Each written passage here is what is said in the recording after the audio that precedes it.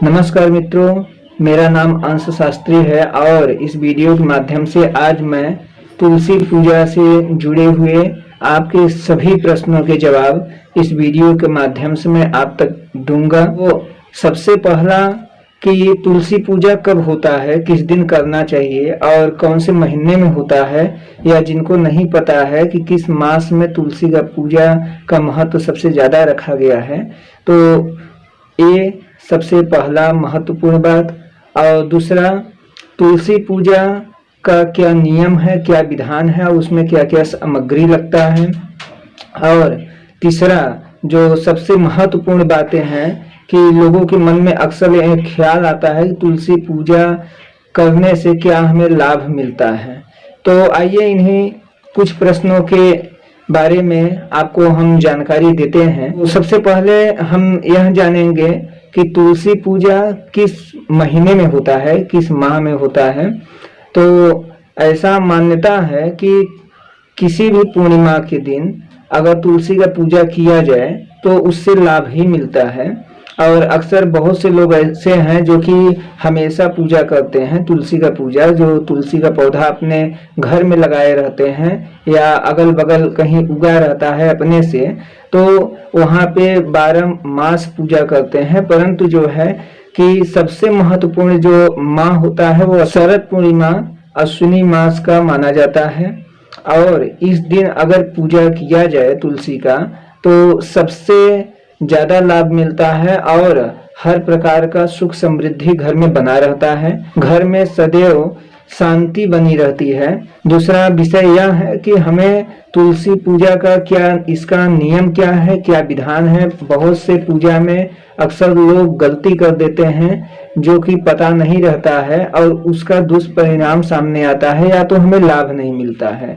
वैसे पूजा पाठ में तो कोई दुष्परिणाम मिलता नहीं है, परंतु जो है उसका हमें लाभ कुछ भी नहीं मिलता है। तो तुलसी पूजा का क्या विधान है, क्या नियम है और इसे कब करना चाहिए, इससे जुड़े कुछ बातों को मैं बताऊंगा इस वीडियो के माध्यम से।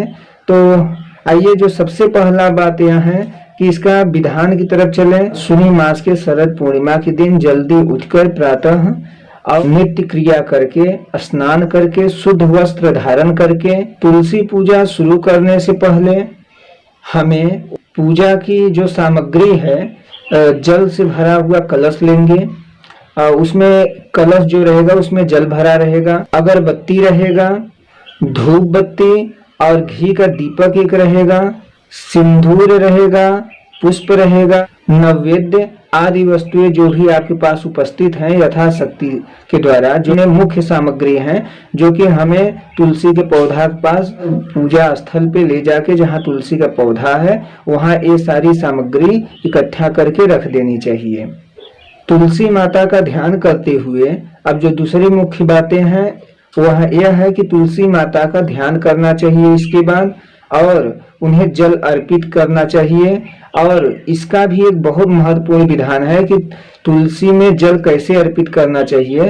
तो देखिए, तुलसी में बहुत से लोगों को मैंने देखा है स्वतः कि वो डायरेक्ट उनके सर के ऊपर, यानी जो तुलसी का पौधा होता है डायरेक्ट उनके ऊपर ही जो है जल गिरा देते हैं, और कुछ लोग दूर गिराते हैं, पर ऐसा नहीं करना चाहिए। बल्कि हम जब भी जल अर्पित करते हैं तो उसका मुख्य विशेषता यह है कि हमें जल को हमेशा जड़ के समीप ही, तुलसी का जो जड़ होता है उसके समीप ही हमेशा जल को अर्पित करना चाहिए। और साथ ही साथ जब हम तुलसी को जल अर्पित करते हैं तो जल अर्पित करते समय 3 परिक्रमा करना चाहिए, 3 बार परिक्रमा करना चाहिए।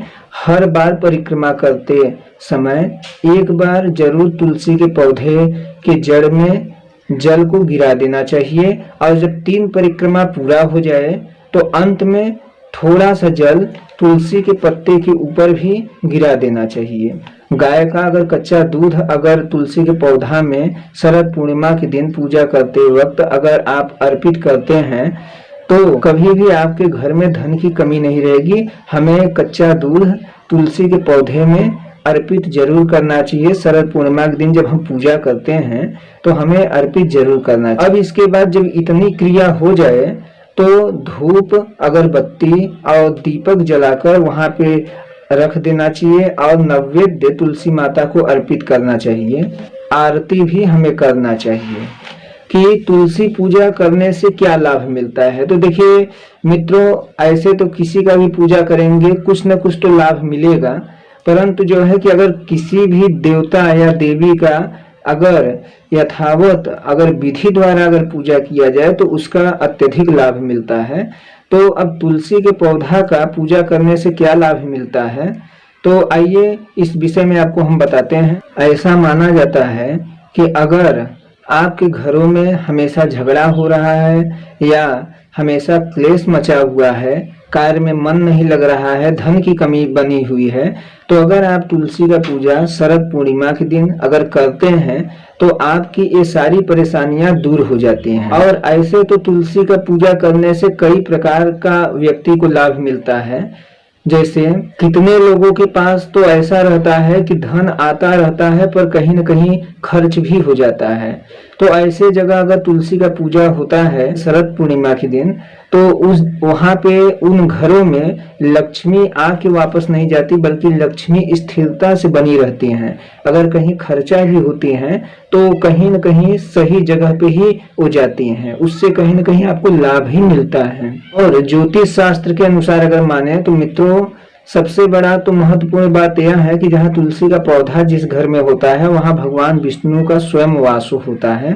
वहाँ पे कुछ नियमों का आपको पालन भी करना पड़ेगा, तो उससे आपको उचित लाभ मिलेगा। साथ ही साथ कुछ गलतियों से आपको बचना भी है। जैसे आपको शाम ढल जाए, शाम हो जाए, तो तुलसी के पौधा में कभी भी जल हमें अर्पित नहीं करना चाहिए। और दूसरा, संध्या के समय कभी शाम जब हो जाए तो आपको कभी भी तुलसी के पत्ते को भी तोड़ना नहीं चाहिए। कि दिन ढलने के बाद आपको कभी भी तुलसी के पौधे का स्पर्श नहीं करना चाहिए। तो दीपक भी कैसे रखें, आप उसको जमीन पे डायरेक्ट न रखें, उसके नीचे अच्छत थोड़ा सा, नीचे जमीन भूमि पे अच्छत थोड़ा सा रख दें और उसके ऊपर दीपक को रखें। वो अति उत्तम माना गया है। भूमि के ऊपर रखना उसको अशुद्ध मानते हैं। तुलसी का पूजन जब भी करें तो अपने बालों को हमेशा ढक के रखें। ज्योतिष शास्त्र के अनुसार अगर आप यथा विधिवत बताए अनुसार अगर आप पूजन करते हैं तो आपके घर में सदैव सुख और समृद्धि बनी रहेगी, परिवार में सुख शांति रहेगा, घर के में क्लेश नहीं उत्पन्न होगा और लक्ष्मी भी यथावत स्थिर रहेंगी।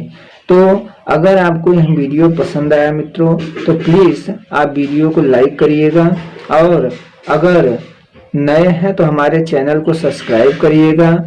ऐसे ही आपको जानकारी मिलता रहेगा और इस वीडियो को शेयर करिएगा अपने करीबी मित्रों को, ताकि और भी लोगों तक यह जानकारी पहुंच सके। नमस्कार।